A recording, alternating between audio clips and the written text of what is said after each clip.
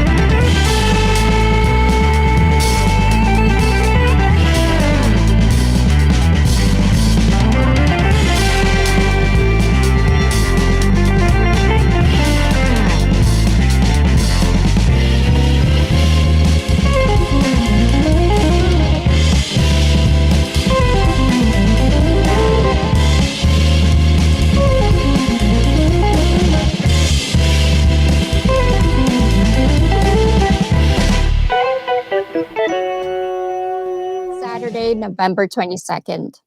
Today, a 28-point peace plan written in Miami, blessed in Moscow, and aimed straight at Ukraine's throat. A 100 million Energatom heist erupts in the middle of blackouts in Ukraine, and Russia's economy is so broken it's selling its gold to keep killing Ukrainians, and then maybe to stay alive. Welcome to Ukraine Update, where Russian lies get wrecked, freedom gets the last word. The best way to summarize this week, and Einstein said it best, insanity is doing the same thing over and over and expecting a different result. This week, Trump's Circle dropped a secret 28-point deal that demands Ukraine to surrender to Russia, shrink its army, and ditch NATO, or lose US support. Zelensky fired back, dignity over abandonment. Ukraine exposed a 100 million nuclear sector corruption scheme. Ministers fired, arrests made, proving Kyiv fights its own rot harder than Russia ever fought its oligarchs. And Russia? The economy is collapsing so fast, Putin is now selling off gold reserves just to keep the invasion running. So let's get into it. And also, don't forget to smash that like it's a Russian drone, share the stream, and hit subscribe so you never miss when the truth goes live. I'm Slavi. Let's say hello to our panel today. Commander Macmillan, how's it going? It's going great. How are you doing? Not too bad. Just livid over this peace plan. Johnny, how are you doing today? Doing great. Hopefully we get to discuss this disgusting peace plan proposal drafted by Russia and loosely translated by Google Translate with some weird wording by this idiot Witkov, who's never been to Russia, who's not a politician, doesn't understand anything in life except for taking Russian money. But yeah, let's get into this. Yeah, we will for sure. And we have our host, Dick. How are you doing today? I'm appalled over this peace plan because let's be absolutely frank. This is a complete and utter surrender plan, right? Absolutely. I want to give the highest award we have to Ronald Gump for coming up with the worst peace plan in the history of fighting.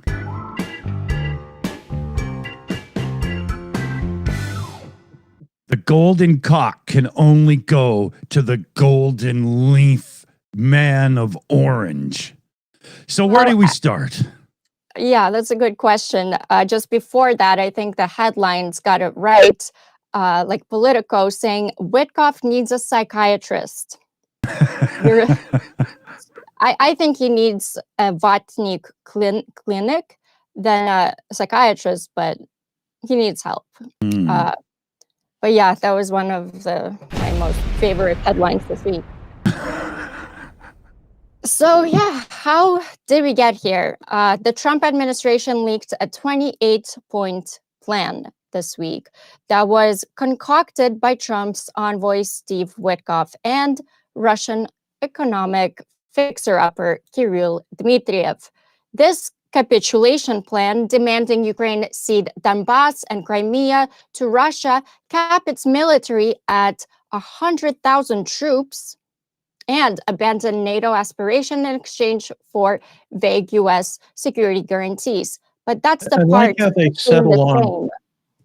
I like how they settle on 100,000, which is the exact number that the Versailles Treaty limited the German army to after World War One. And we all know what a success that treaty was. Yeah, yeah. Oh, wow. That makes sense now.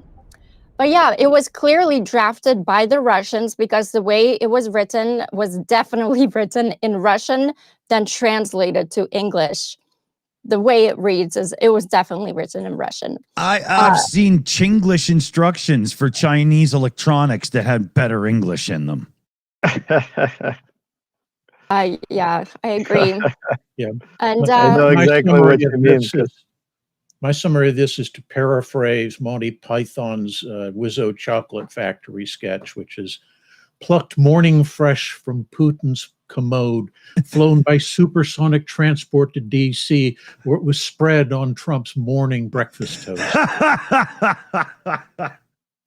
Also, it has words like expected for Russia. Why not say Russia will not do it, will not invade? Do not. It's just Russia is expected to do this, but not, Yeah, because it's a Russian wording. It's very common for Russian language. Right. They drafted it. Russians are notoriously bad at English language, and proudly so. They're trying not to know languages. They always try to push their comfort levels with Russian. They insist on it everywhere where they go in Ukraine. And it's a point of pride not knowing English.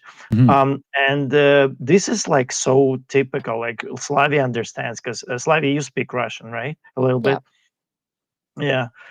So yeah, it's not ridiculous. proud of it, but yeah, I do. It comes with the region, right? How are you going to get away from it, right? You know. Yeah. On its own, there's nothing wrong with knowing an extra language. It's just the people are so disgusting who are pushing it right now. So you kind of feel ashamed for knowing it. Yeah. I've actually always been weird about it because, like, even like hanging around like Russian girls, I would never tell them that I understand Russian, and I would always kind of like just spy on them and laugh at them behind their back for the shit that they say. I would never be generally like, typical. Have you noticed that you're not the only one? There are some Russians who also choose that tactic as well, like in the stores and stuff like that. You see other Russians there, and you being a Russian, because I had Russian girlfriends, friends, and stuff like that, and they would just try to act like they don't understand Russian and just to distance themselves from other Russians. And if I'd be Russian, I'd also do that. I would keep my head down if I were in their position. I just don't imagine like Italians or Ukrainians or Americans like being like trying not to know that they're like next to other Americans, you know, next to other countrymen. Like that is so specifically Russian thing. Yeah, I mean, Australians come to Canada and they learn not to say crikey. It works.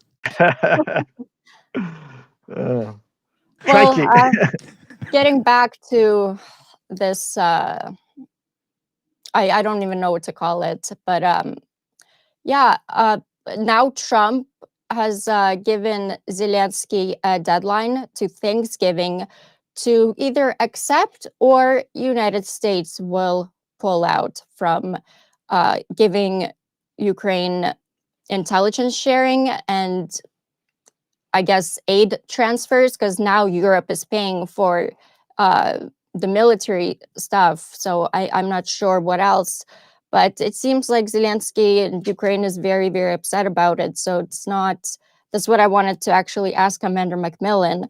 What does United States have, like these satellites that Europeans or maybe Japanese can't replace or can replace? The two biggest things from an intelligence perspective, one is, as you alluded to, all the satellites to provide imagery. And we know that the U.S. has been passing that information to Ukraine for use in targeting. The other, I'm not sure how much we pass, but it's all the NSE communications intercept stuff, which arguably is far more valuable than the imagery. But it's also a lot more subtle, and you have to understand how it's intercepted and the translations and understanding how to use it to your benefit, etc.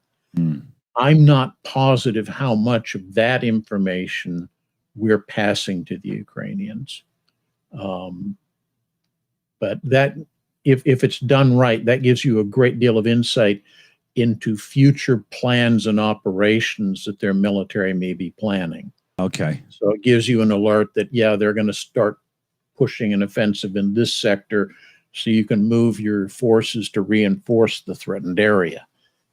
But again, I don't know how much of that information we've been sharing with them. Now, we do share that information with some of our NATO partners, not all of them, but many of them. And they may be in a position to pass that information on so that it's not directly attributable to the U.S., because I know that's one of the things that the Orange God King's administration is trying to do, is still continue providing support to Ukraine, but do it in a way that's non-attributable. So, we'll sell Patriot missiles to Poland, and then Poland surprisingly sells them to Ukraine. Oh, we didn't do it, so that doesn't aggravate the base, who are all pro-Russian nut jobs anyway. Yeah. So I have a question for you. When there's a huge missile heading towards Ukraine, does the United States tell Ukraine that, hey, you have a missile coming? Yeah, right now they do. Okay, so I'm just connecting the dots here, because right before this plan was released, there was a huge missile attack on Ukraine where 22 people died. And we haven't seen strikes like this, not since the beginning of the full-scale invasion. So now, was that attack not informed about to Ukraine? And will we see more of this? Is United States already stepping back? That's what I'm trying to figure out. A lot of it, I think, hinges on what the system they have in place for passing that information to Ukraine is. So the most valuable asset to use in those situations are the airborne command and control things, the AWACS aircraft, if you will, that are flying near the NATO Ukrainian border. Those things have a really excellent picture and range seeing into Ukraine, but not all the way up to the Russian border. The range doesn't go quite that far. So the reaction time when that aircraft would detect something inbound, pass that information back to NATO command structures, would then forward that information to Ukrainian command forces, alerting them to those inbound missiles. by the time you complete that full loop, it really makes for very, very short response time for Ukrainian air defenses. And also, even if Ukraine knows about all those things, Ukraine has very limited anti-air capabilities, which we rely on Europe and United States to be able to shoot down a lot of those missiles. Ukraine is doing a lot of its own right now, the anti-drone things, but you cannot shoot missiles with those, especially ballistic missiles. You need Patriot missiles. You need other things as well, which are a very limited asset. So the Ukrainian commanders are having to make very tough, short time fuse decisions on, do we want to use one of our few remaining Patriot missiles to shoot down that inbound because it's headed to a critical infrastructure site or a military site? Right. And the sad truth is, if the detection says that missile is going to hit an apartment building, that's not a critical piece of infrastructure. So they're not likely to want to waste the missile to engage it. I mean, that's the terrible reality of war. Yeah. I mean, if they had enough of the damn thing, sure. Yeah. But if they had enough, but even for NATO, Patriot interceptor missiles are a very limited asset. They're seriously expensive unit to unit, right? Oh yeah, yeah. They're called batteries, right? Batteries for a battery is the entire assembly of the launchers, the missile direction platforms, the command and control processing center that directs the missiles, etc. So it's not just one. Right. It's a set. Recently, Germany has handed over a Patriot missile system, another one. Yep. So, wow. Yeah, thank you, Germany. And then even the missiles to themselves. Understand is they don't have, this giant umbrella that protects all of Ukraine.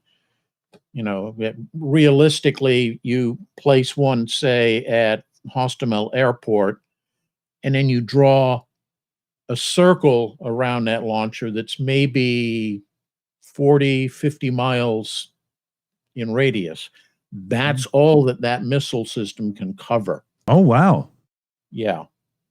So what they'll do is position different launchers for that battery at different separated sites to try to expand the coverage, but you're still not getting complete nationwide giant invisible bubble of protection.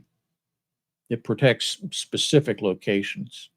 It was odd to me that there's all these European countries that are hoarding these systems, and they're not under realistically, threat. Realistically, you have to, because the way the tensions are getting constantly ratcheted up, there's legitimate concern, in my opinion, that this expands to a theater-wide all Europe versus Russia war. If that happens, they want to have their own protections in case they become the targets. Mm-hmm. And there's definitely a big sabotage attack by Russians in the North Sea in the UK, which we'll definitely come and talk about that. Mm-hmm. But before we get there, let's get through this 28-point form. 28 points of shit. Yeah, it's...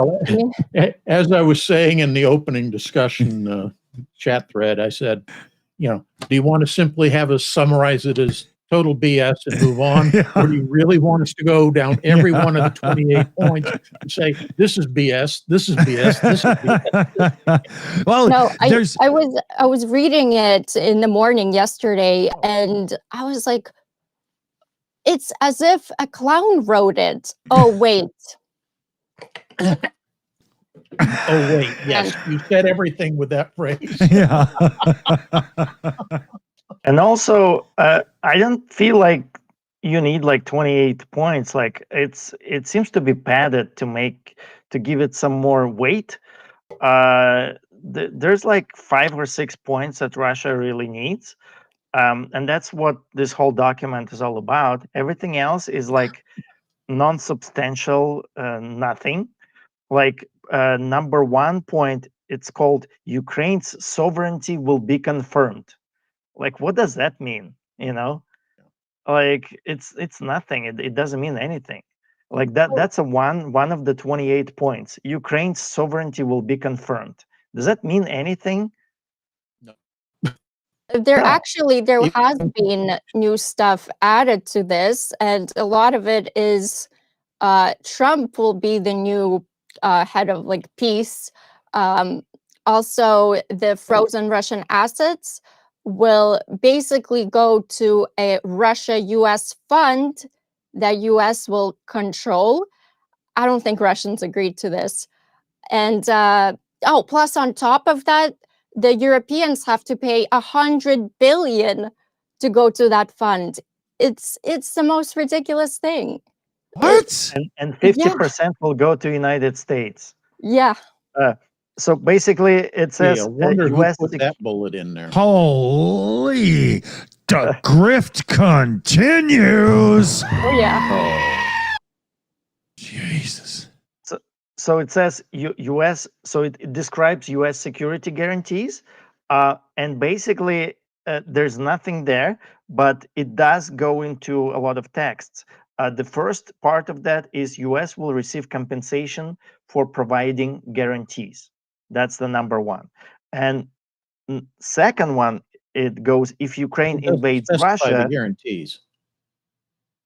What's that? It doesn't specify what those guarantees are. Exactly. It doesn't. Yeah.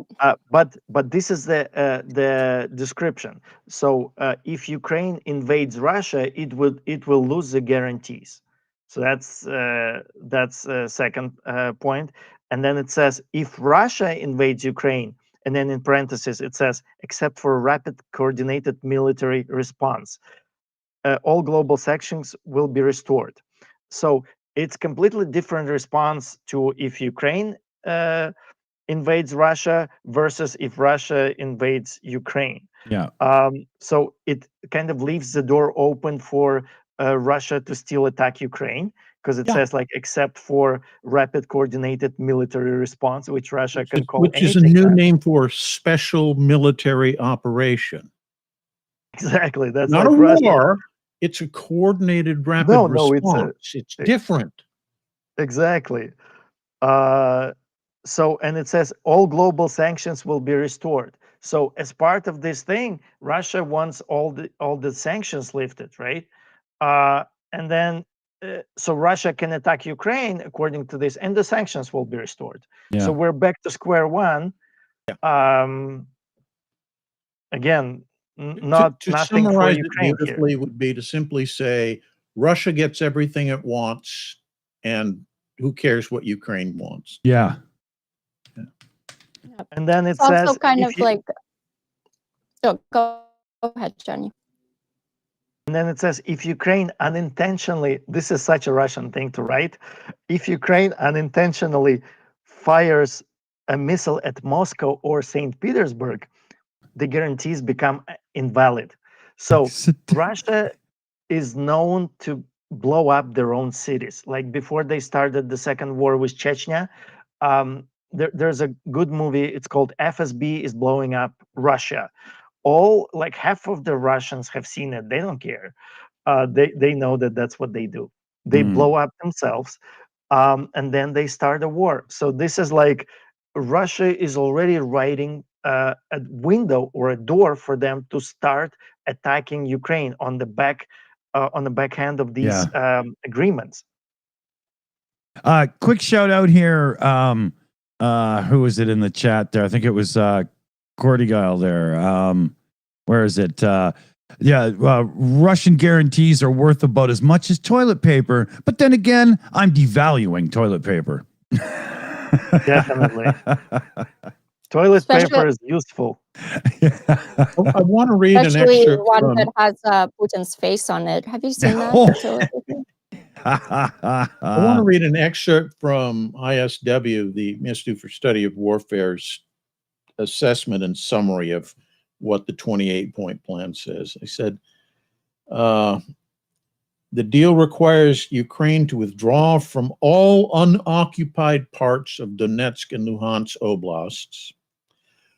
Ukraine will cap its military at 50% of its current strength and abandon, quote, key categories of weaponry. I wonder what those would be. And Ukraine will receive unspecified U.S. security guarantees, which is nebulous language that, you know, is about as valuable as the Budapest Accords. Yeah. It prohibits deployment of foreign troops to Ukrainian soil. Oh. Prohibits Ukraine from receiving long-range weapons capable of striking into Russian territory. Forces Ukraine to make Russia an official state language. Forces Ukraine to grant official status to the Russian Orthodox Church Moscow Patriarchy. So, in other words, the mob. Well, it's a FSB, Yeah. FSB wing, exactly. religious organization. And it religious stipulates wing. that the areas of Donbass from which Ukraine would withdraw would then become a demilitarized zone. So basically, any territory that is currently in those oblasts that Ukraine holds, when they withdraw, that becomes neutral zone territory. Which means It Russia doesn't do will go anything right like in. impose a neutral zone on the Russian-controlled side. No, that would be improper because it's all Russian territory. Exactly. Yeah. Man. And it just goes on and on with it. It's literally, when you put it all together, it's dismantle Ukraine as a sovereign state, except we get to continue to call it a sovereign state because we get control it, and therefore we get its seat on the UN again. Yeah. I think my two craziest points were that Russia will pay rent for occupied assets into a U.S. managed reconstruction fund, frozen Russian assets funneled in, and that the U.S. will have veto power over Ukraine's foreign policy for 10 years. But they retain their sovereignty. Yeah, somehow. It's a big word. Nobody knows what it means. We can make it mean what we want it to It's mean. a democratic hoax. Yeah, exactly. Let me just jump in here, guys. Part. I got a shout out here. We had a direct donation through Ko-fi there from White Fishy as a $25 direct shout in solidarity with Ukraine. I love it very much. Thank you, White Fishy. Into the UA fund. That will go right away. Huge shout. Thank you very much, White Fishy. Sorry, continue. There's a fun part about Nazi ideology. Basically, it says that both sides, anytime when they say both sides, it's never like both sides, will leave discriminatory measures and guarantee equal access to Ukrainian and Russian media and education. Nazi ideology and activity will be banned in both countries. By the way, Nazi ideology is officially banned in Ukraine. So this just speaks about Russia. Russia has to ban a Nazi ideology and stop having these summits, Nazi summits that Russia has every year in St. Petersburg and Moscow. I guess they're going to have to cut off contact with Elon Musk then. But the point of this thing is just to emphasize that Ukraine is a Nazi country. Russia is not going to ban Nazi ideology within Russia. They love everything German 1930s, 1940s. And then also, you guys can continue. And Russism isn't, I know there's been a lot of comparisons, but it's not much different. The really interesting, again, this is only concerning Russia, even though it says all parties. It says all parties of the conflict will receive full amnesty for wartime actions, and agree not to file claims or pursue grievances. So basically, Russia is doing war crimes. The Russian president is wanted by ICC, International Criminal Court. There's no like both sides to this. There's one side that's doing war crimes. Putin is wanted by International Criminal Court. This is just affects Russia only. Like they want everything to be forgiven as part of Ukraine doing everything that Russia wants. Yeah. So I vote we just move on. We've summarized BS for what it is. Let's cover other important stories. I hate to say it, the 28-point plan is not an important story. It's a misdirect. We have a live reaction from Zelensky on this whole matter. Thank you. I do have just some wanna- quotes actually that Zelensky did. Oh, yeah. Zelensky is taking it seriously, and there's a scandal going on right now in Ukraine, which we'll talk about a bit later. But so he's under a lot of fire right now. If he would sign this deal, I mean, he would never, but if he would, he would be in a lot of trouble. So, but he did address the nation and the whole world, really. And I do have some of his key statements that he said, which are, there comes a moment in the life of every nation when everyone must speak honestly.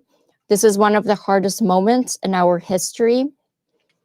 Either 28 difficult points or the hardest winter and more risks. He also said, yes, we are made of steel, but even the strongest metal can eventually break. Said, I'm addressing everyone. Stop the bickering and pull yourselves together. This was addressed more toward the scandal. And he also said, I know I'm not alone. Ukrainians are with me. We didn't betray Ukraine on February 24th, and we won't betray it now.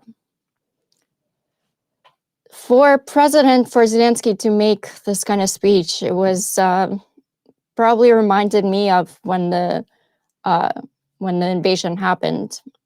At first, it was definitely up there. One of those speeches was stark, definitely. I think right now Zelensky just needs to wait it out. Trump has a very short attention span. He will try Short to as his pretend like pecker. he will. Yeah, about as much. He will pretend that he really cares about this. Of course, Russians will nag him, but he gets tired of nagging as well. So I think Zelensky is doing the right thing. He's pretending like he's taking this agreement seriously. Unfortunately, this agreement is a big win for Russia because to them, it doesn't, they understand that Ukrainians cannot do this. It would be ridiculous. Nobody in history of the world ever agreed to anything like that. That's ridiculous on all fronts.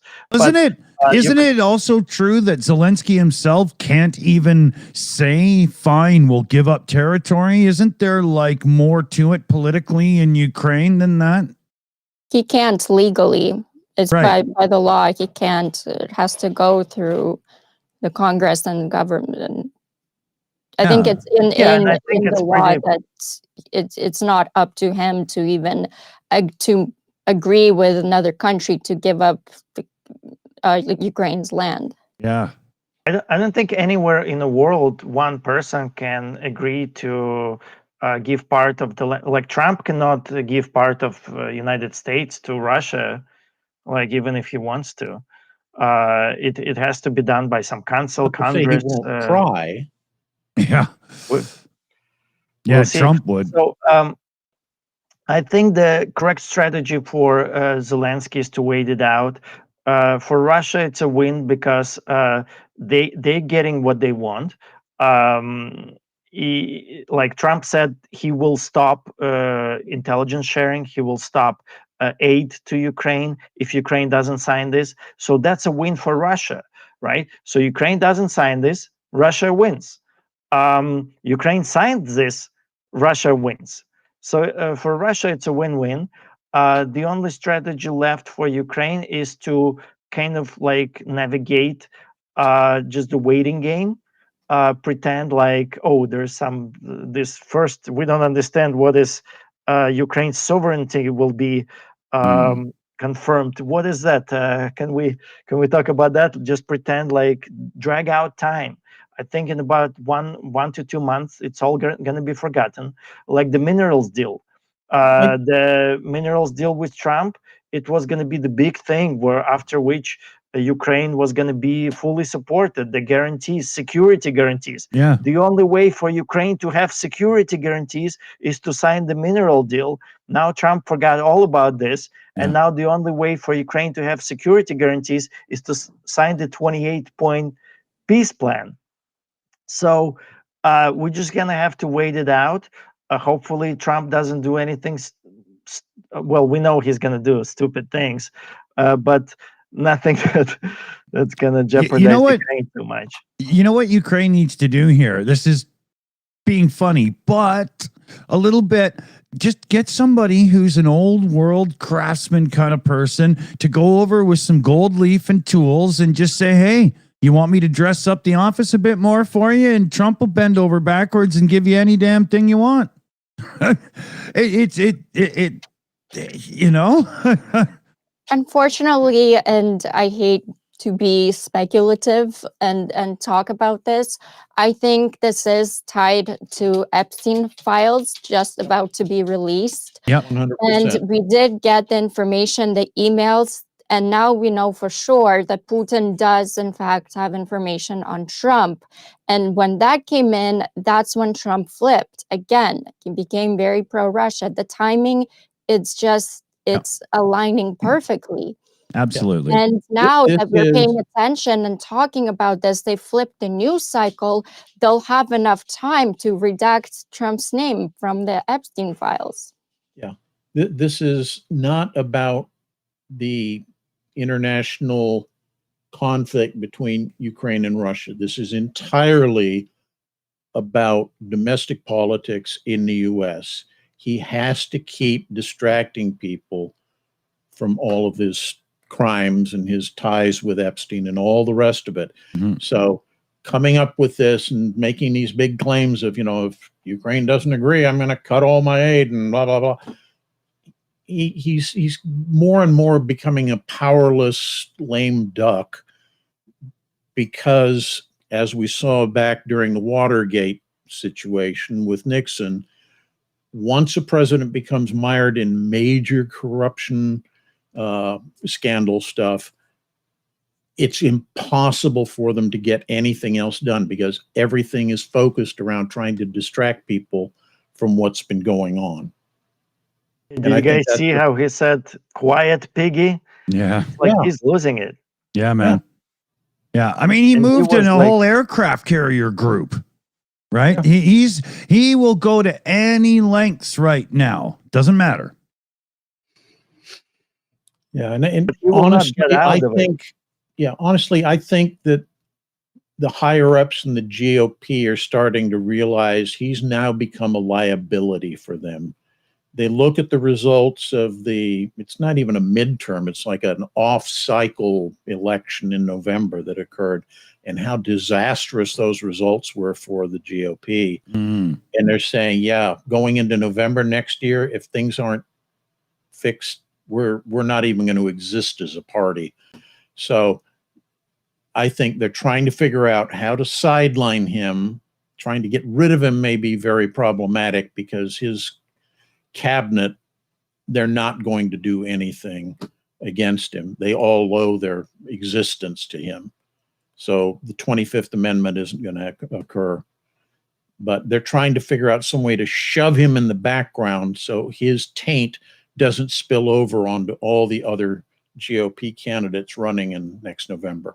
Yeah, this whole Epstein vote really proves that, I think, Commander, because they voted towards their districts and the people and stuff, not in, Overwhelmingly, yeah. one vote said no, and all the rest said, yeah, release the files. Yeah. Yeah. But we also know that now Putin, like we know this for sure, has a compromise on Trump. And it could be like Trump is getting pressured from both sides, from, here at home in the United States, and from Russians being like, well, got to do this. Damn right, man. It's just his world's collapsing, right? You can just watch it. He's losing his cool. I wish it would go quicker because he'd probably be in a rubber room. By the way, Oh, Epstein and Putin, where they knew each other, Epstein used to be in Russia quite a bit. And there is some, I don't know if it's what kind of, sure we can guess what kind of information that is on Trump, but it has been confirmed that Epstein passed that piece of information to Putin. So. Wasn't there a mention in those emails that Putin might have a picture of Trump blowing Booba or something like that? Bubba, yeah. And technically, like I read that there was a lawsuit against Trump where a small child, 10-year-old child, at the time, he's grown now, but he was suing, and it was settled outside the court. His nickname was Booba. And he was flying on Epstein's plane, and Trump may have a relationship with him, a couple other boys, and a bunch of other girls as well. So all that came just recently from the emails. I And mean, that kind of led to some of the fact that there are photos of him in the Epstein files with underage girls in partial states of undress. Wow. well, yeah, we know that. He used to own a pageant, and he did say himself that he went backstage because there'd be girls changing there. So Yeah. And somebody else said when they had like girls over at their place or something, maybe it was Epstein or something, Trump was like nose to the glass, like looking at the children, and like he was like just very open about how he likes it. Wow. I think the way we help Ukraine right now is we have to fight Trump. Trump is anti-democratic, anti-Western, basically anti-American, I would say, pro-Russian leader right now. He's attacking United States allies. He's attacking Ukraine. He's sucking up to Russia, the only country that wants to destroy United States. Our fight is right here. We have to do what Democrats have done so far all throughout the year, and now it's showing some fruits. California, we did it, which was the first. I remember Commander said, I don't know, it's a far stretch that we voted yes on Proposition 50 to redraw the maps. And California did it. Now there's other states that are following suit. I think Texas is being sued for them not to do that, but I don't. They're not going to do it. Indiana is not going to do it. And the DOJ is going after California for doing it, even though it was done by the will of the people. Yeah, we did it right. It's okay if you do it arbitrarily if you're Republican, but if you do it democratically through an electoral process as a Democrat, that's anti-American. We can't have that. It's a twisted times right now. Yeah. How can they say it with a straight face? I mean, it's just... I'm subscribed to Senator Mark Kelly. I think he's a great guy. If you guys don't know, he was one of the considerations for vice president for Kamala Harris' office. He's a patriot. He's a veteran. He used to fly planes for United States Air Force. He's an astronaut. Was he astronaut? Yeah. Wow. Oh, Or am I mixing it up with Seb? I don't. He's like What a an CV. yeah, he's amazing. And basically, Trump publicly called for his execution. I'm subscribed to his newsletter because I think he's awesome. And You know the story why that occurred? What's that? Because Kelly and a bunch of other veterans, congressperson, senators and Congress people who were Democrats, did a video where they addressed specifically American service personnel and said, you can refuse, and we encourage you to refuse carrying out illegal orders. Yeah. Yeah. And immediately the entire God King's administration erupted in rage over that. Yeah.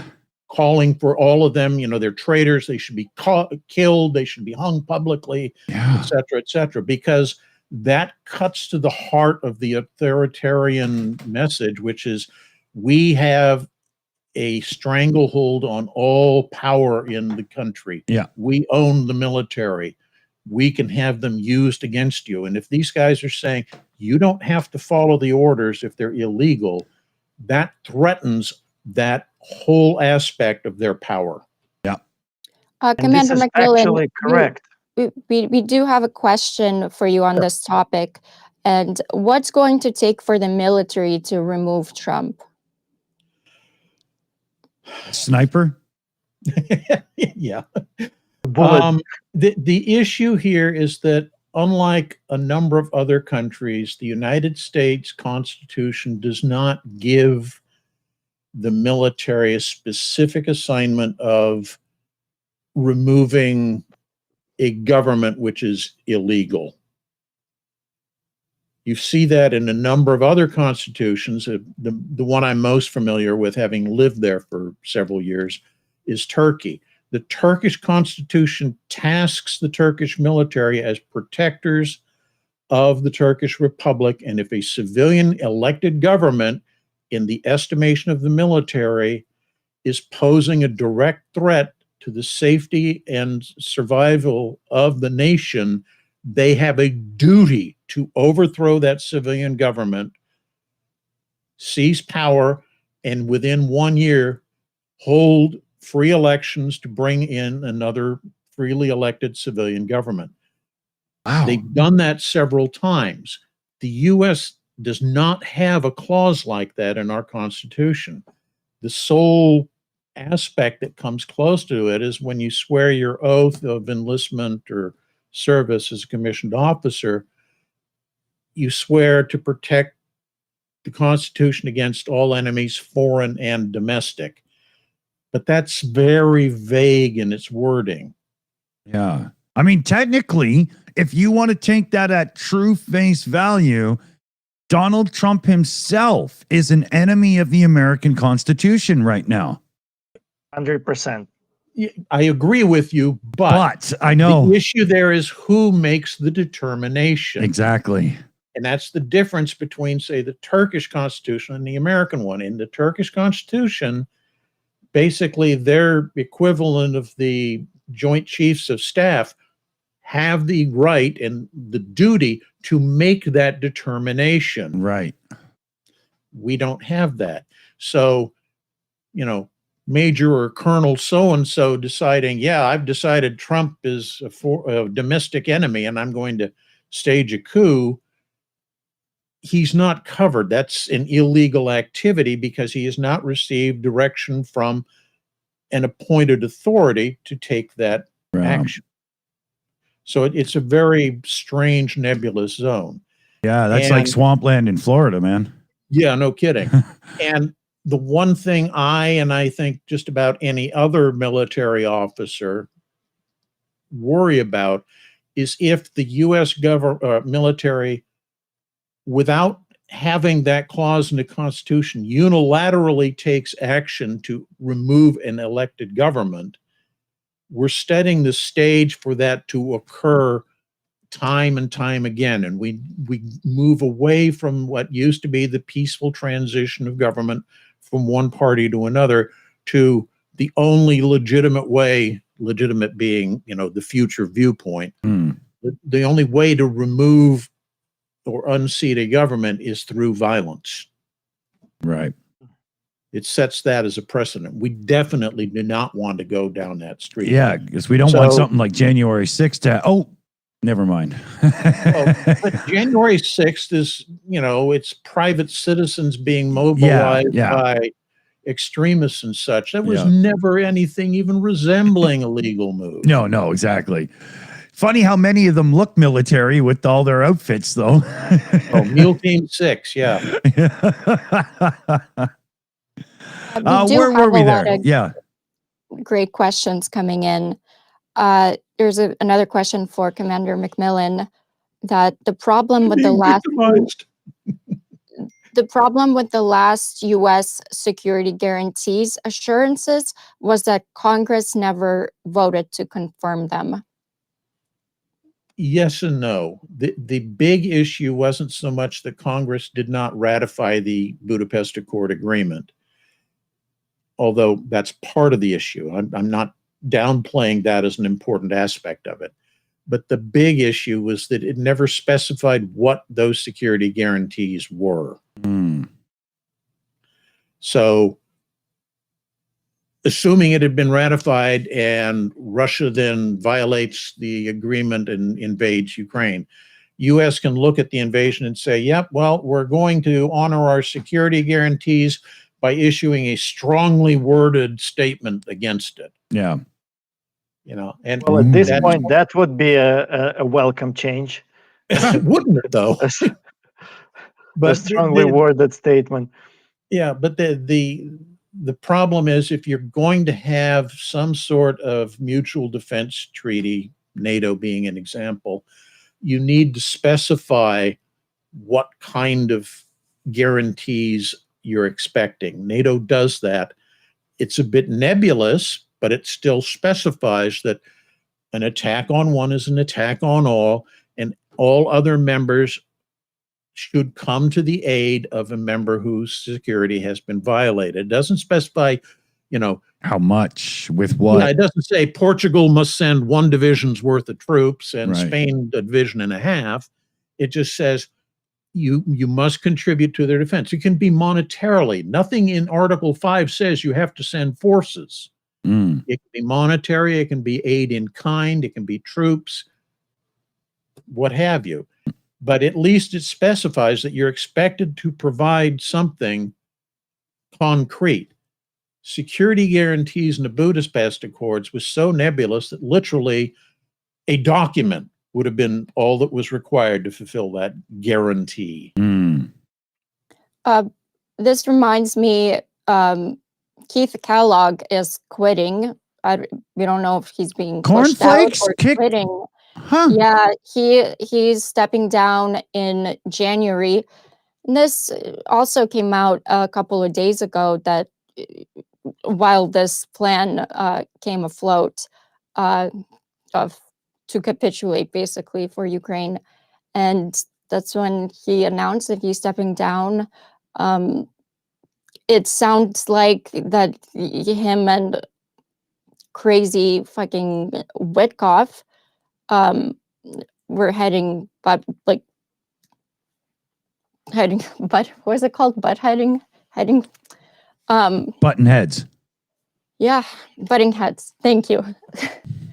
And yeah, this is, I think, terrible news, because Kellogg is the only one in the administration who's been to Ukraine, and that's understands Ukraine in a way, understands military. But yeah, Commander McMillan, what are your thoughts on this, and Keith Kellogg stepping down? On who's stepping down again? Keith Kellogg, the envoy to Ukraine, U.S. envoy. I think it's unfortunate As you note, he's a guy who's very familiar with the region and all the issues involved and such. In theory, his stepping down might allow another person who was more qualified. I don't know how you determine that, but the reality in the current political environment, it will be somebody, if they even do appoint a replacement, it will be somebody who's, appointed for their ability to shove their nose up Trump's butt. Mhm. I hope so, because if will they appoint anybody new? I don't know, because if it's going to be Witkoff now, kind of the head point person doing this, we're fucked, because he need a psychiatrist, as everybody's saying. Exactly. So It essentially doesn't matter if Keith Kellogg is stepping down, because they did not involve him in any of these processes that are taking place right now. The reason They he's did, but they stepping, marginalized his involvement to the point where it was kind of meaningless. Yeah. yeah, there's no signature. He's not even the one presenting the document to the Ukrainians. They sent some military secretary to Ukraine with an order to deliver it. Like it's like a monkey can do that job. because Like it was, just that, they Also want chickened to out, present that to actually, because Yeah. Witkoff was supposed to come to Turkey, to Ankara, when Zelensky was meeting with Erdogan to talk about this. And I guess Trump and Witkoff chickened out, couldn't present this plan. And then they got I forget what the guy's position that actually went to Ukraine to hand it over and tell Ukraine to capitulate. Like a head of military. I've never heard of the guy, honestly, but the guy who handed over the document. yeah. Yeah, he's like he's an office worker. Basically, he has to go, like he has a job, like he has a Right. ticket. He has to physically arrive and hand over. He's not taking part in any kind of decision making. He's not a basically one of decision-maker. Hegseth's flunkies. Yeah. That makes sense. Like Yeah. if Kellogg was involved in any kind of capacity, he would give his opinion on the 28th big beautiful peace plan, and his opinion would be shove it up Yeah. your ass, basically. He was not involved in any capacity. The only people who were involved are Russians, Google Translate, and an idiot Witkoff. Yeah. And they did not even have the decency to go and present the plan to Ukrainians themselves, because they could not do it with a straight face. They had to send like a trained professional to go and deliver a document. Yeah. This is, by the way, most likely Kirill Dmitriev's piece of work, and he played United States. He came to United States to stop Trump sanctions on Russia. He's like their economic fixer-upper guy. He has the money because he's the head of the Russia Wealth Fund, which is now not maybe poverty fund, Yeah. perhaps, since they're selling gold now. But Yeah. I think it's more like a garage sale at this point. he came Everything here. must go. He's a very dangerous character because he played United States like a fiddle, and this is most likely his work.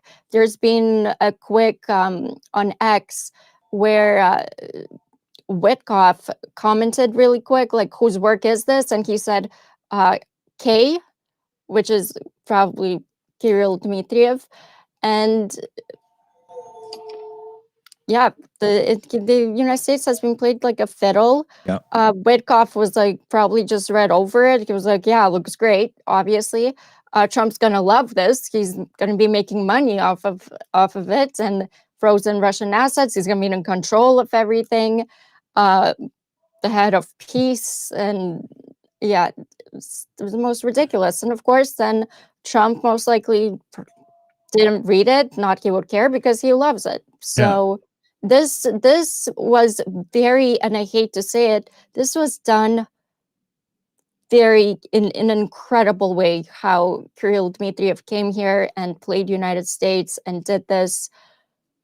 I think he's a, because we started saying like he's a very low level guy.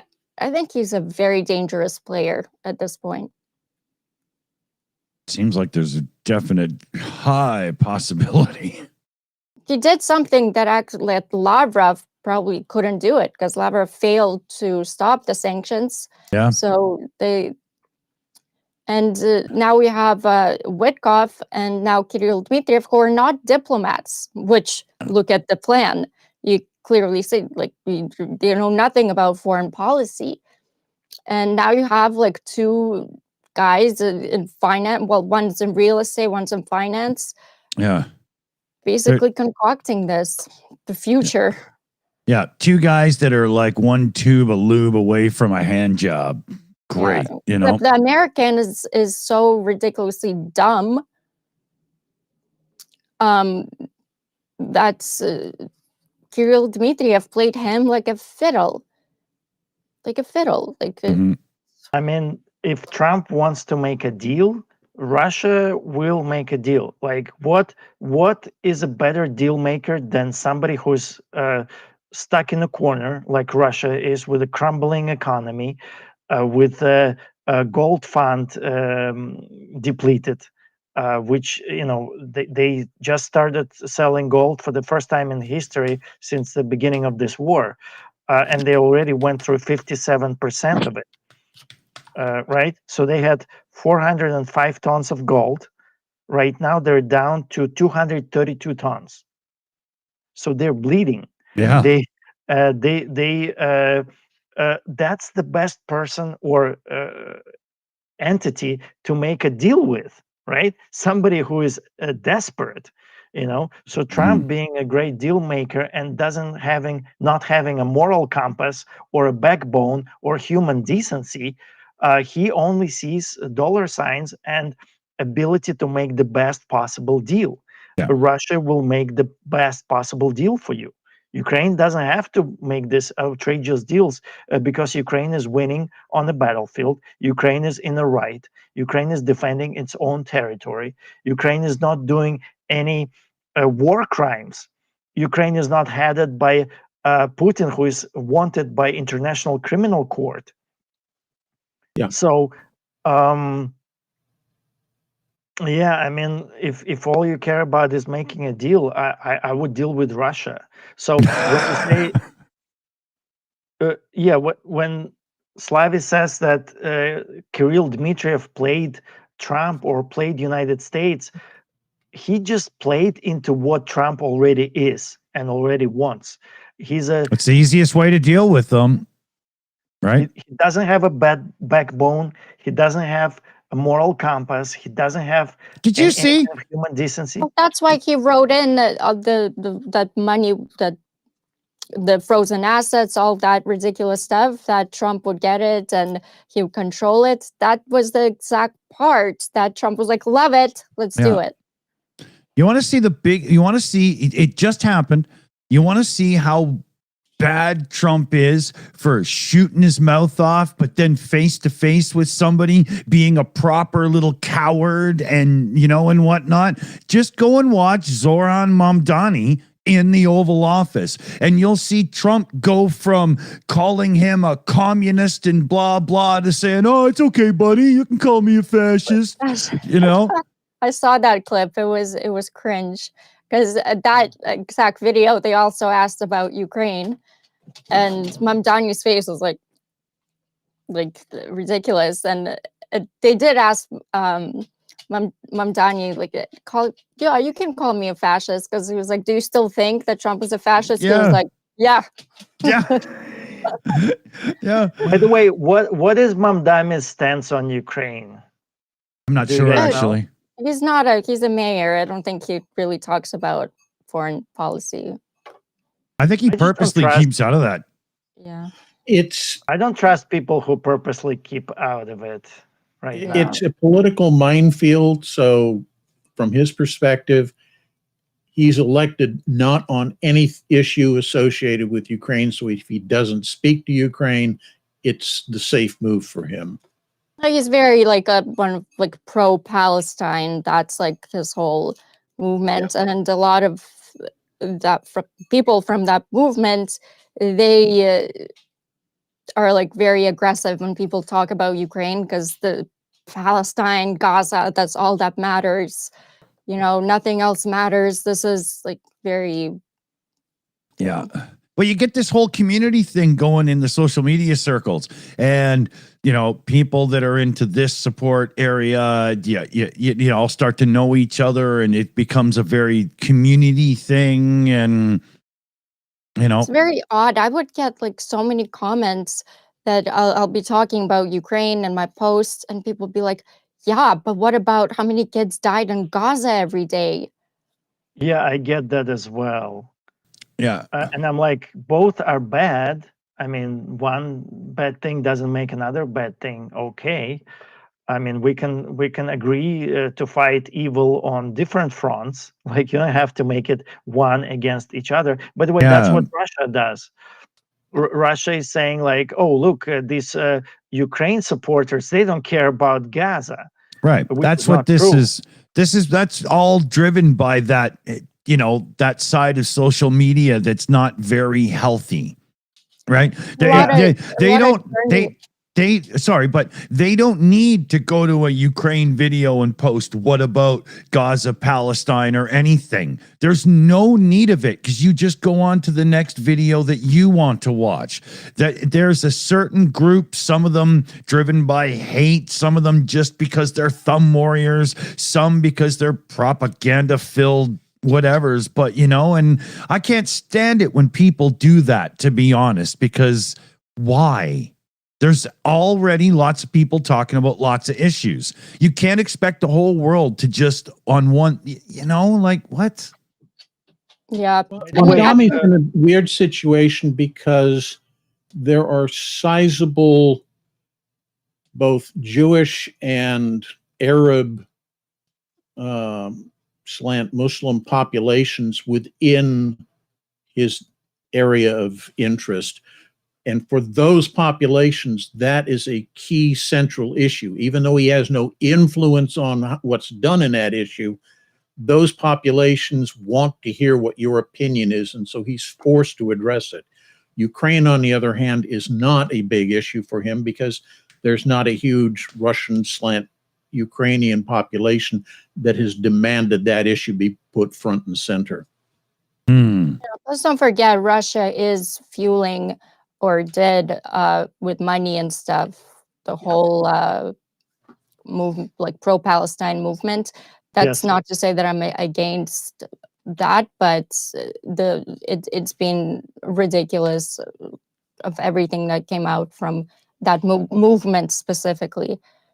It's been a lot of propaganda, a lot of lies, there's a lot of money that was put into it by Qatar, Russia, and that's why movement specifically, I stay away from that topic completely.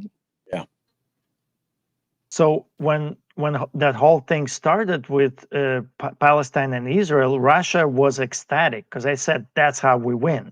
You know, this is how we turn West's attention away from Ukraine. West is going to be divided. Yeah, West is going to be divided. They're going to need to, exactly. They're going to need to divide their resources because now you just need to help Ukraine, and now you're going to have to help Palestine, whoever else, right? So they kind of started spreading through TikToks with the help of China and with the help of Qatar. Basically, the sentiment, how evil the genocide of Palestine is, and they achieved certain successes in this area, and then they started dividing people based on that. The Russian psyops, where they were saying like, if you support Ukraine, but you might be a hypocrite because you're not supporting Palestine, and vice versa. So they would try to separate people based on those issues. I remember when the whole movement, we have a lot of questions coming in, but just there was a movement when it started, and it was the most ridiculous. It was a letter from like, I don't know if it was like Saddam Hussein, and it was like a letter to America, and all the kids on TikTok went crazy about it. Like American kids, they're like, oh, you know, like he was right. Like I lost my mind. I was like, this is where we're at right now. Short attention span theater. Yeah. Yeah. All right, let's get to the question. Can we Does quickly talk about like, you know, the American politicians are getting death threats, or we can do the question, but I'm just curious, like, how did Marjorie Taylor Greene get a death threat? Because she also got like swept by this Trump's crazy thing that he's doing, and that kind of fractured the whole MAGA movement for the time being. There's a lot more to her issue than meets the eye. You have to dig a little bit. First off, she becomes fully vested in the congressional retirement plan on the 3rd of January. She has announced she's leaving Congress on the 6th of January. Coincidence? There's also speculation that she intends to leave Congress because she's going to be running for the governorship of her state. So she's not necessarily stepping out of politics.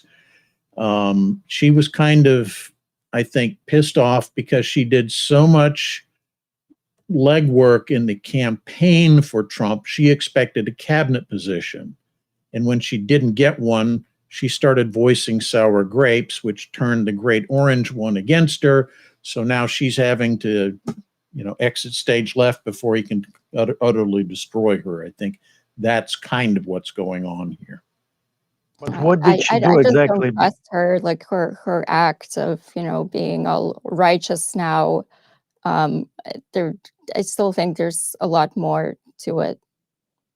A lot more. Yeah. She thinks she has. Yeah. She believes in weather control. She's an idiot. That's the bottom line for me. She's such an idiot. She repeats every piece of Russian propaganda that comes across her. She's an avid Ukraine hater. She hates Ukraine, hates support of Ukraine. Any kind of conspiracy theory, she's on board. I think she watches Ancient Aliens as if it's real history, man. Jewish space lasers. But she was such a trooper for Trump. She was such, and she had an audience. She has an audience. She has a political power. She has people rallied around her. And her departing from Trump, I'm very happy to see that. I'm very happy to see that. But I'm just curious, how does that happen? And I don't even know what she said. But she's so adamant about it. Like, she's like, I'm not gonna back down. Oh, the Epstein files, right? Oh, Epstein file. Okay, that makes sense. Yeah. She was very adamant that they be released. She was there speaking with survivors and press conference thingies on, protests and stuff. Yeah, she was pissing him off huge with that. Yeah, but those are issues that she doesn't really care about. Why is she doing it? She's trying to build a base, a consensus for something in the future. The speculation among many people is that it's a run for the governorship, but it may just as well be she wants to, get a talking head position with Fox News or something like that. Anything that sets her up for that lucrative post-public career. Well, now she's going to, like CNN and like the fake news stations that they, as MAGA calls them. Yeah. She's going on everything. I wouldn't think why it would be Fox News. So I think it's more broad that she's trying to kind of. Yeah, she even apologized about Democrats and Republicans. Yeah, she apologized for past toxicity and stuff. Like, that was insane to watch. I couldn't believe it. Toxic politics, yeah. When you start out as an extreme rightist and you're now starting to talk center-right, almost center-level politics, there's a reason for that. Has to. Something changed. You're trying to set up for something new. I'm a very cynical person when it comes to these types. She's trying to get a job as a nanny with the Obamas. Yeah, right. Keep in mind, through all of this switch, it doesn't mean that she started supporting Ukraine. In fact, she's upset with Trump with meeting like all these foreign leaders and giving money to saving Argentina instead of like local farmers. So she's very much America first still. And I don't think it was that much of a flip for her. I think she's just trying to get Democrats.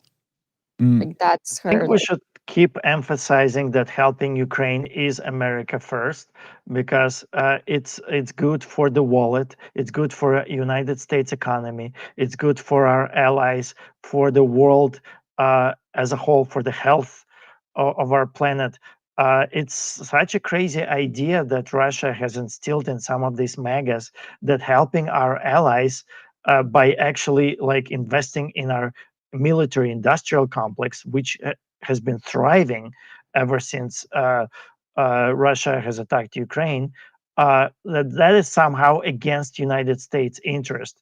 It's like such an America first idea supporting Ukraine. Agreed. That's why Trump is doing it. To the questions, because there's quite a few of them. Yeah. And I'm just looking at the time here. I think we've got 25 minutes. So good time for questions for sure. And then I want to talk about the sabotage attack, the ship, the Russian ship in the North Sea. Yes. But question for Commander. Sorry.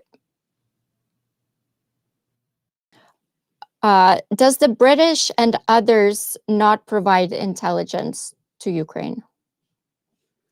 I'm pretty sure they do. I mean, all countries are pretty cagey about revealing how much, what kinds of intelligence they're sharing with other countries, especially Ukraine, because they're involved in a war.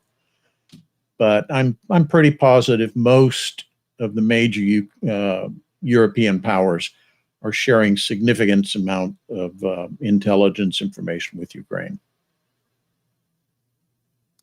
Yeah. And also this support, United Kingdom does provide intelligence sharing and support with Ukraine, but it's more limited than what United States is able to provide, because United States intelligence network is somehow more robust. I'm not sure what goes into it. I think it has to do with satellites, like thousands of them. The U.S. is premier in the collection of electronic intelligence, signals intelligence, that kind of stuff, and cryptography through the NSA. The British are still one of the top dogs when it comes to human intelligence. And that's one of the reasons that the U.S.-British intelligence sharing operations are so beneficial to both sides, because we make up for each other's weaknesses in those areas. Yeah, like MI6, yeah. Correct. James Bond type of stuff. And they've been very open that they are sharing intelligence with Ukraine. It's different kind of intelligence that the United States has, and we need both. US and British intelligence, they're very intertwined. I was listening to a video this morning, and they're saying that for Brits to kind of just leave the United States and just stop things is very, very difficult because of UK being so intertwined with the US and like intelligence and military stuff, a lot of contracts. I'm just saying, because a lot of people are saying that Europeans are, are stopping to buy weapons from United States and all that, but it's not going to be like a hard cutoff for Europe to just leave United States on its own, because a lot of things are intertwined, and UK especially. And I think that's one of the major, at loss for word, but failings of the Trump administration's people, and Trump in particular, is they don't understand that the cooperative nature of the arrangements we have, not just in intelligence sharings, but also in defense and other things with many of our European partners, is mutually beneficial. And unfortunately, Trump is such a narrow tunnel vision type. All he sees is that the U.S. provides everything, and those are all countries that use the information and the material we give them, and they give nothing in return. That's his view of the world, because it's his view of his business arrangements. Everything is his people that he's partnered with making deals. They're his enemies, not his friends. They're somebody to be taken advantage of, Right. to steal from. And that's his worldview in general terms. Very much. Next question is, I think, for Johnny and me. But how do Ukrainians feel about Zelensky now? I'll answer is I don't think it's my place to talk for Ukrainians in Ukraine. I would be very angry, but I'm extremely angry with Ukrainian media. And I think a lot part of the problem, the attack on Zelensky now, is how the international media in Ukraine, let's put it this way, how they've spun the whole scandal. Because in the summer, when the anti-corruption thing happened, I took a very different position than most. And I mean, you have Kyiv Independent calling Zelensky a dictator. Yeah. If you're calling Zelensky a dictator, this is pure Russia. You're doing Russia's bidding for them. Yeah. And I am, so once again, through the scandal, as a Ukrainian, very angry. I mean, get $100 million stolen from energy sector, especially now. Yes, that's angry. Is Zelensky involved in this? No, he didn't know about this, even though it was his friend, his childhood friend, his producer, that was basically involved in this whole thing, that ran away to Israel. But he wasn't in a government position. Yeah. This was just a business partner. So to intertwine Zelensky with this, it's terrible. And Ukrainian media, I mean, this is part their fault that Zelensky is under attack again. And it's because Zelensky he's changing laws for the people, what the people want. Seems to be, So that's kind of my position, is I'm angry with Ukrainian international media of how they present things. It's not the right time to do this. But Johnny, probably do have a different opinion. Ukrainian media is, well, I just want to preface this that I have a rule. I don't talk about Ukrainian internal politics. I think everybody should follow that rule. It's up to Ukrainians. Russia is always going to try to involve you into these talks, because for Russia, that's a way for them to divide.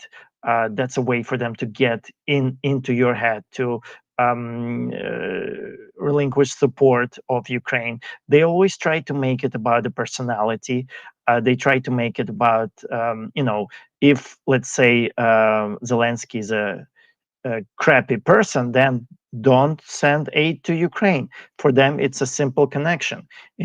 Zelensky didn't do something the way you like to be doing it. Stop supporting Ukraine. Zelensky is a different height than what you prefer, different color eyes, a different maybe religious affiliation than what you like. Stop supporting Ukraine. That's all that Russia is doing constantly and always. And they're always checking in. Do you still support Zelensky? What about now? Well, did you hear what he said? Did you hear what he said now? Do you still support Zelensky? It doesn't matter. I found just like even a couple of years ago when we were just getting really into the show, like 6 months into doing it, my Kyiv independent usage dropped massively just because it always seemed to be trying to make you decide if somebody was good or bad, right or wrong. And it wasn't so much just delivering me the news and facts, Well, I think one thing you need to realize is that the Russian mindset is still kind of caught up in the old paradigm of the Enlightenment, where the leader is the state and the state is the leader. Yes. So they're trying to use that same mindset on everybody else. So if you don't like Zelensky, then you obviously don't like Ukraine. If you don't like Trump, then you obviously don't like America, etc. Because in Russia, that is the paradigm. Exactly. Putin is Russia, and Russia is Putin.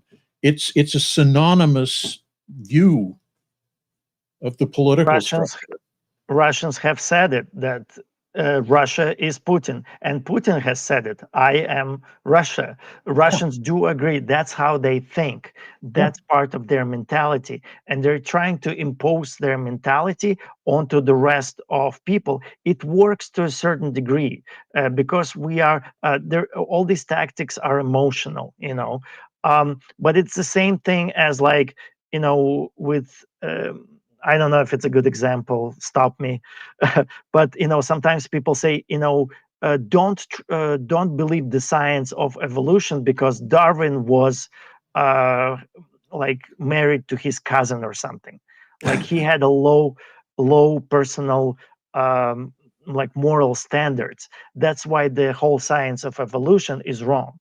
This is the same kind of tactic, that because you don't like Zelensky, you should stop supporting Ukraine. By the way, Zelensky is doing great. He has not been in any of these scandals. He's fighting corruption, so it seems, which exists in every country on the face of the earth. It exists in Canada, in the United States, everywhere. And as soon as Ukraine has announced its division from Russia, which became this war, the corruption in Ukraine has been going down, even during the war, which is incredible. It's not Zelensky, it's Ukrainians are fighting corruption. They are having these scandals, they are unearthing it onto the surface. The reason we have a scandal is because Ukrainians are fighting corruptions. If Ukrainians were not fighting corruptions, there would be no scandal. But the way Russia is doing this, they're weaponizing anything that's coming from that area and say, look, Ukraine is corrupt. Stop support Zelensky. Is possibly that those inherent sort of in the system corruptions that Ukraine is getting rid of come from the Russian influence, for the love of God. That's good. Exactly. This whole corruption scandal, on one side is Russia, on another side is some guy that Zelensky knew, like from his childhood or something. Basically, any kind of corruption is orchestrated by Russia in Ukraine, and then Russia is screaming, look, that money was actually follow the money, right? So it was actually going to Atlanta, then to Moscow. Exactly. Yeah. I mean, and you didn't even have to tell me that. I knew it already. Yeah. All these corruption scandals in Ukraine somehow lead back to Russia. Always. Which This is is Makes a very sense. old tactic. I mean, Yeah.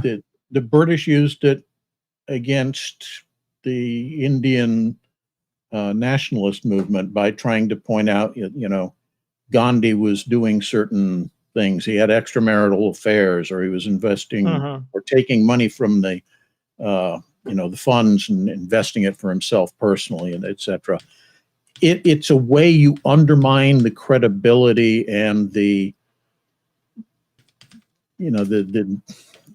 legality, the legitimacy of a movement, is to point at the major figures within that organization. And even though the cause is perfectly fine and everything is good with it, people begin to associate the failings of individuals with the whole organization, which doesn't make sense. But that's the way the human mind tends to work. Yeah. When there was a scandal in 2023 with corruption as well in Ukraine, with volunteering networks. There was some, of course, there's like thousands of volunteering networks, but there was one volunteering network which stole some money and again ran away to Russia. And Russia just made such a big deal out of this scandal that they spread it all around the news networks. And I had a guy in Estonia reporting on this. They had 90% decline in volunteering donations because of this.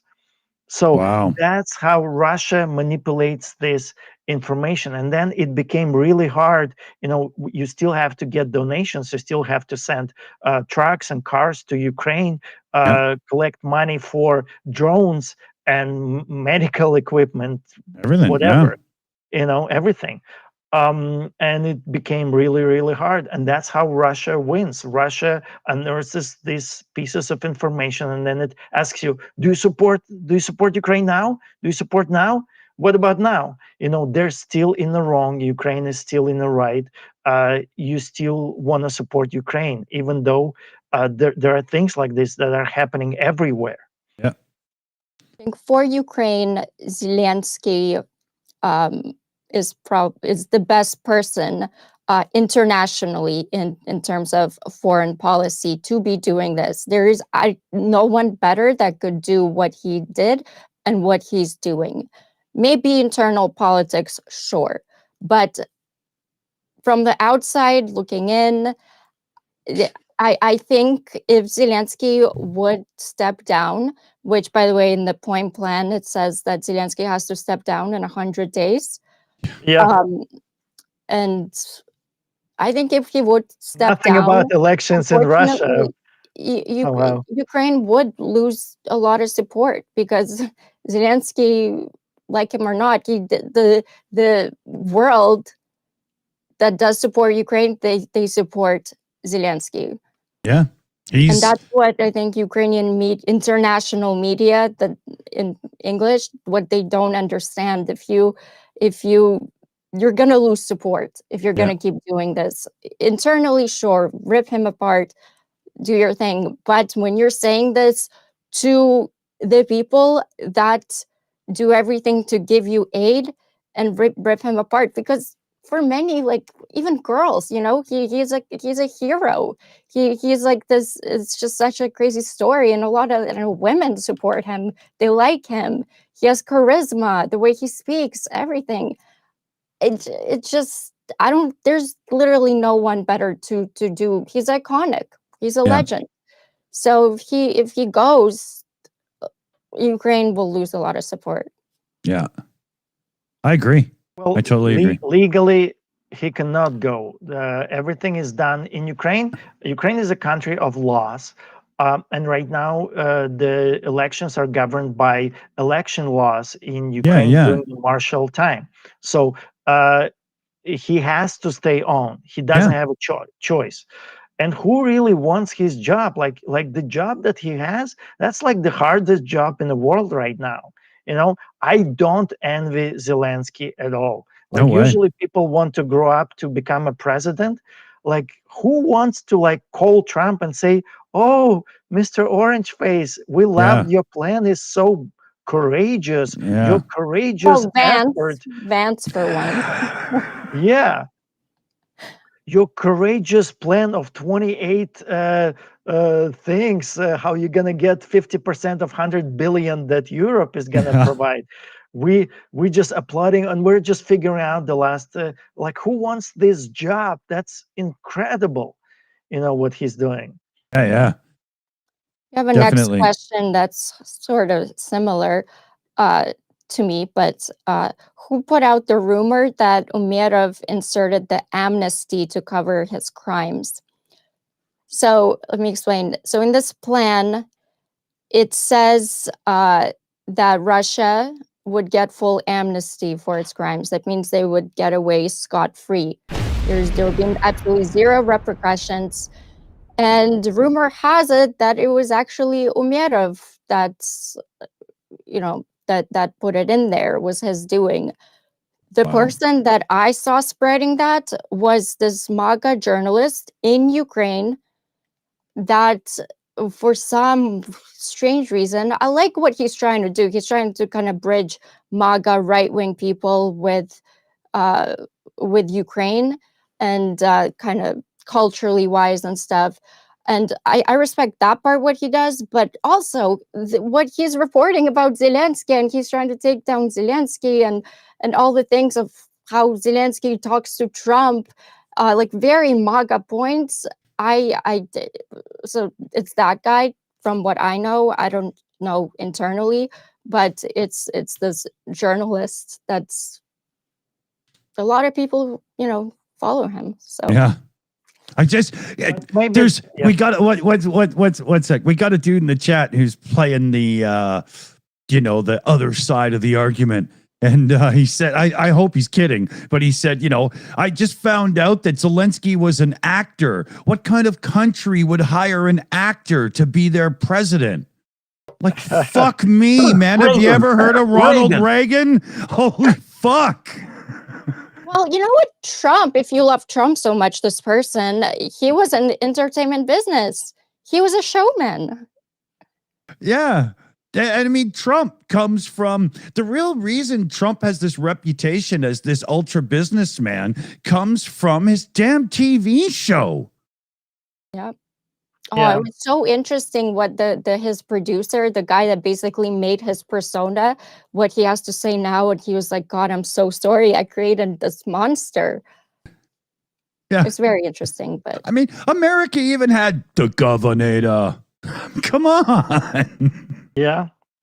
And we should always point out that even though Zelensky was an actor and a stand-up comedian, he also built an entertainment empire. He's a self-made multi-millionaire. yeah, You know, but not he's only a that, very- by training, he's a lawyer. He went to law school. He finished law school. Wow. Yeah, And then something he Trump built an would not empire. understand. There's some comments in the live chat. Trump, terrible actor. The only time I ever, except for that pizza commercial where him and that other wife of his ate him backwards. He was the dad in the Little Rascals live action movie from the 90s. And he was about as wooden as like just drawing his face on a piece of wood. It was unbelievable.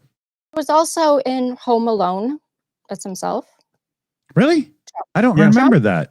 No, it was a Trump? bit Home Alone 2, I believe. Not, Right. Yeah, Oh, not 1. yeah. Okay. he I don't think I've appears seen for that. like one line. There's one line where Bumps Yeah. into the Kid kid in the asks- hallway somewhere or something. Uh, By the way, Trump did a great job on that role when he played a McDonald's employee.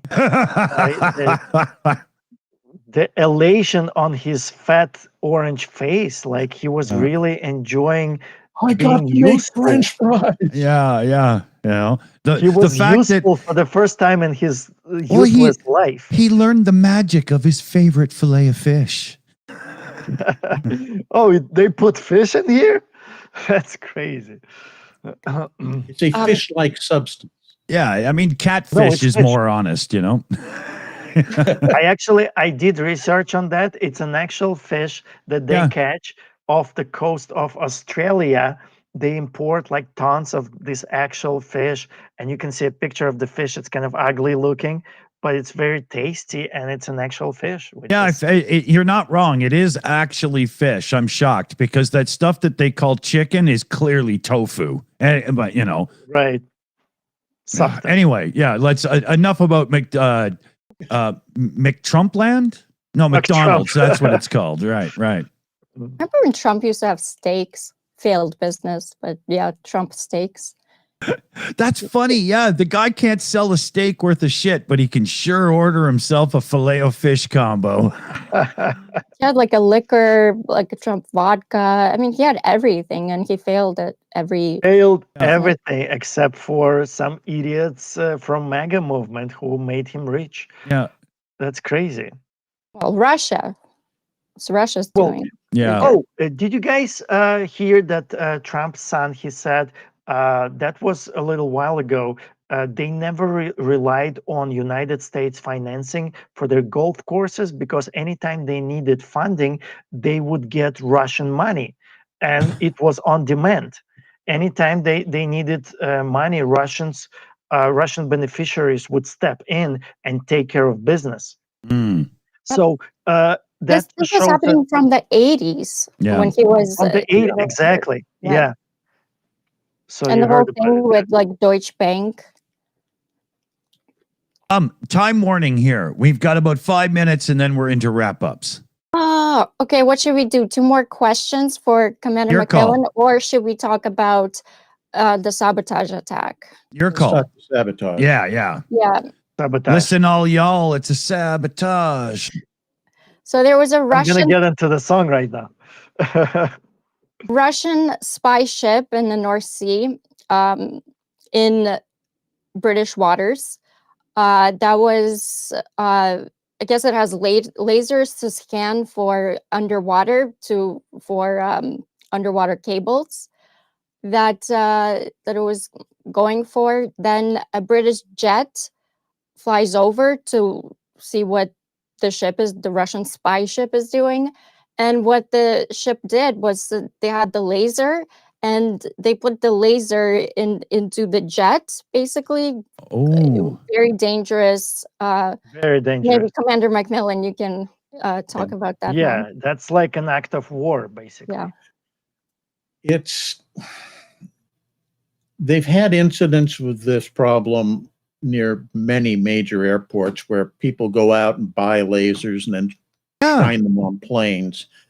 And it's certain lasers, in particular the green ones. yes. The spectral light is such that if it gets into the pilot eyes, it can cause temporary blindness and even some degree of permanent damage. Mhm.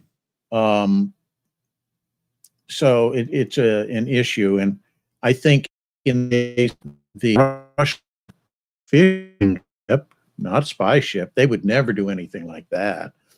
It's a fishing boat. Oh. Shown the laser because, the military aircraft was surveilling what they were doing and would have been able to see that they were up to something potentially illegal and violating the sovereignty of British waters.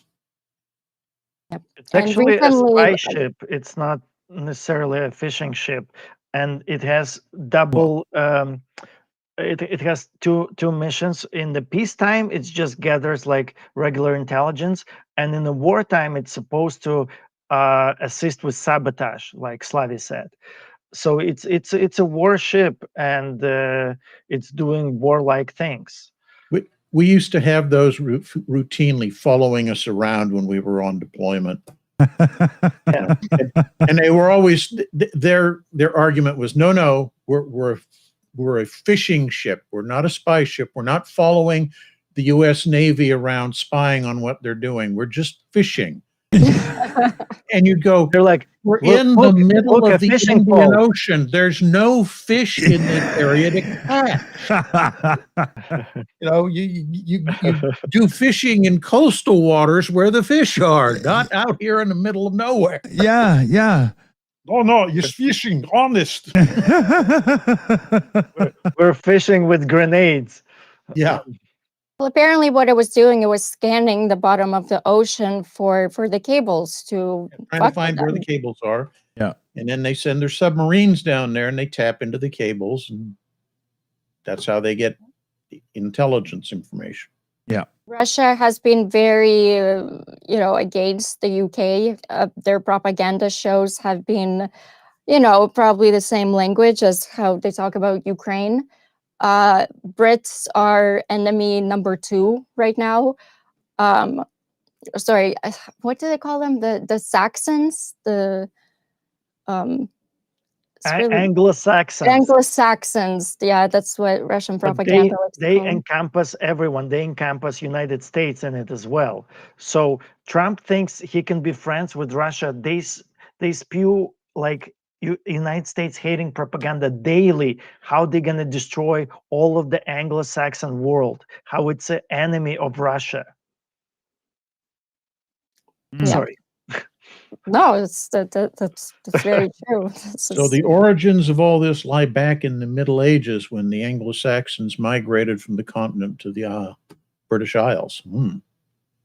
That's what this is. This is the Russians pushing back against the Teutonic Knights, obviously.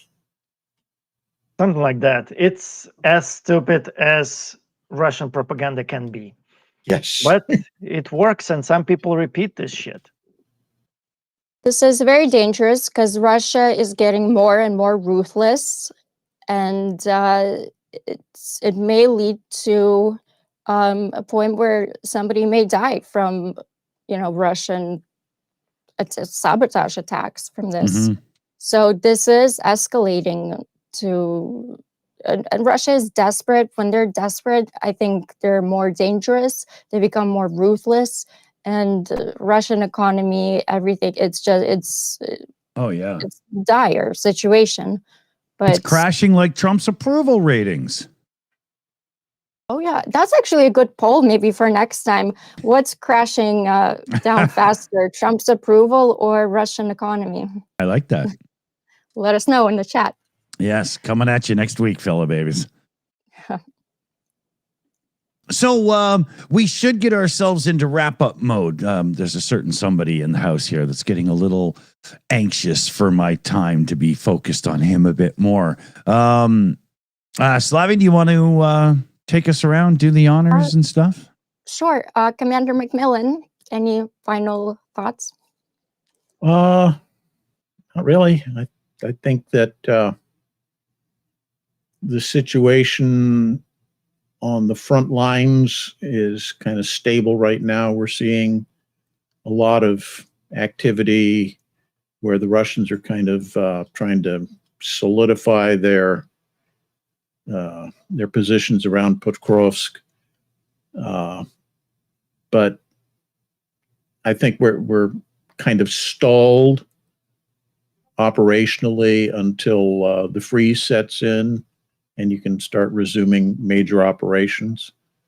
So I think the area to focus on is the diplomatic front right now. That's where the big changes and developments are going to be over the next couple of weeks, maybe even months. Aside from that, my usual closing to the audience, please, please, please communicate with your elected officials. Tell them that Ukraine is still important and you still want aid to go to Ukraine. It's important. People listen, even if they're not from the party that you represent or your allegiances to. Yep. You still get listened to when you communicate with them. Yeah. Yeah, absolutely. Johnny, any final thoughts? Ukraine is doing fine on the battlefield. Ukraine is doing a job beautifully, being an example for all of us. Right now, our fight is here. We have to resist Trump. Not just him, but people who put him in where he is, who are trying to destroy the world order, who are enemies of democracy, of everything that United States has been standing for in the last 250 years.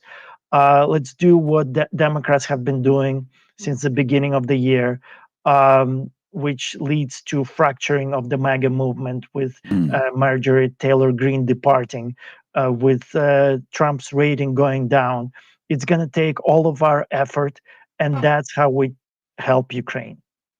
Good words. Good words. I want to thank our mods here. We got Shayna, Mexigirl, Liam Wakefield, Chris Lundy, Jose, Super Chat, Matt. And I want to give a big shout out here to Anita K, who not only joined as a Shills member, big thanks for that, but gifted a membership as well. Bounce, little Mario, bounce. So big thanks. We love members around here. And of course, also to White Fishy for tossing into the Ukraine Fund. Always appreciated. Slavi, what do you think? Yeah, I'll have to say that it's so important to call your elected officials, senators, representatives right now. And if you're a citizen in the United States, but please call and tell them you are not with the 38-point peace plan. It's not peace. Just tell them you're against it. It's all about numbers now. So, and they do have to say how many calls they got pro and against. And right now, I think we can, step away from this plan is by having the people call in and raise their voices, tell them that you do not support it. It's not in favor of United States. It's not. So please call. It's so important, especially right now.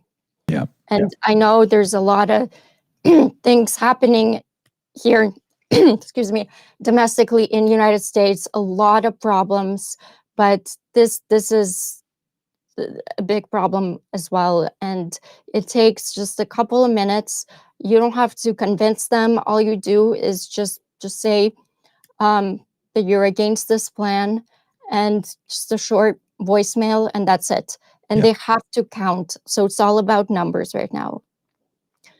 And that being said, this week was heavy. A secret peace plan written by Russia trying to make Ukraine capitulate and to trade away Ukraine's land, its future, and its dignity. Corruption inside Energoatom tried to dim the lights of a nation already fighting in the dark. And Russia, the same terrorist state claiming strength, is now selling its gold to keep a dying invasion alive. But this war isn't just about territory. It's about whether truth can survive in a world built on lies, whether democracy can outlive a mafia empire, whether freedom still has defenders or only spectators. Ukraine is answering that question every hour. So keep sharing, keep calling, keep speaking, keep standing. You're not just viewers, you're partners in this fight, co-defenders in the information war, and the reason the truth spreads faster than Kremlin lies. To our panel today, thank you so much for your clarity and great points. To the mods on both channels, thank you for coming in here every week. You guys are rock stars. You hold the stream together every single week. And to everyone who tuned in, liked, shared, donated, you're not just supporting a show, you're supporting a nation refusing to die and a world refusing to go inside by repeating the same mistakes. If Ukraine falls, the free world follows. If Ukraine stands, so does every democracy still worth fighting for. So be fierce, be unbroken, be the light Russia can't extinguish. On that note, God bless America to do the right thing, and Slava Ukraini. Heroam Slava. Heroam Slava.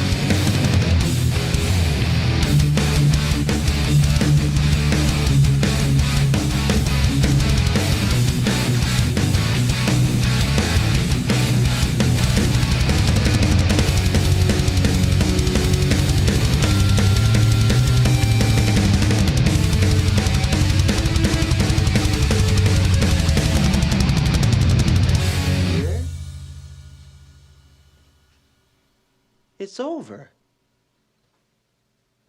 Go home.